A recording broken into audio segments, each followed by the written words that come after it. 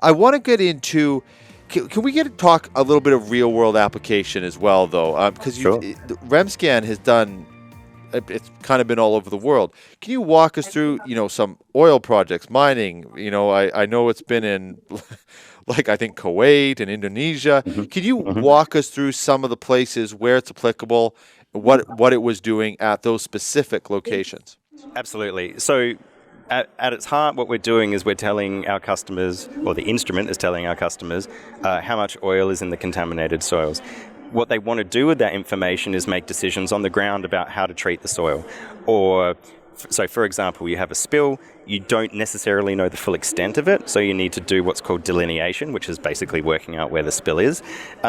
Sometimes it's obvious, you can kind of see it or you can smell it, but there becomes a point where your human senses run out of room, and then you need to rely on some sort of technology. So at a very basic level, you can use it for determining where the extent of the spill is. So once you've done that, often what needs to be done is that earth needs to be excavated and taken off somewhere to be treated.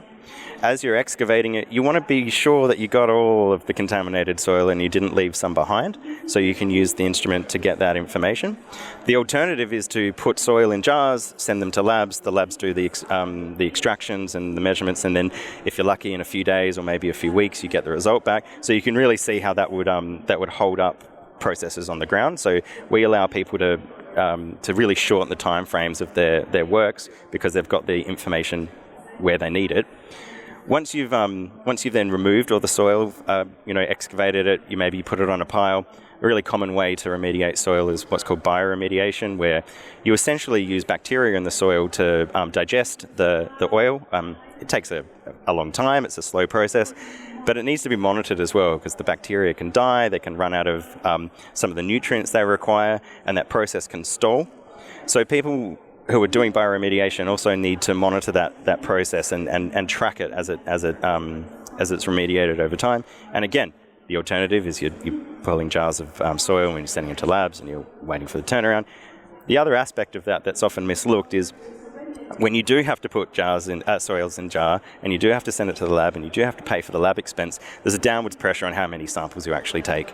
And so frequently people are operating with minimal information, and that makes the certainty in their decisions, it increases the uncertainty of their decisions. So not only do we provide measurements on the spot, and they're very inexpensive, you can just scan to your heart's content, which means that you can make more measurements than you normally would, and you can increase the certainty of your decisions.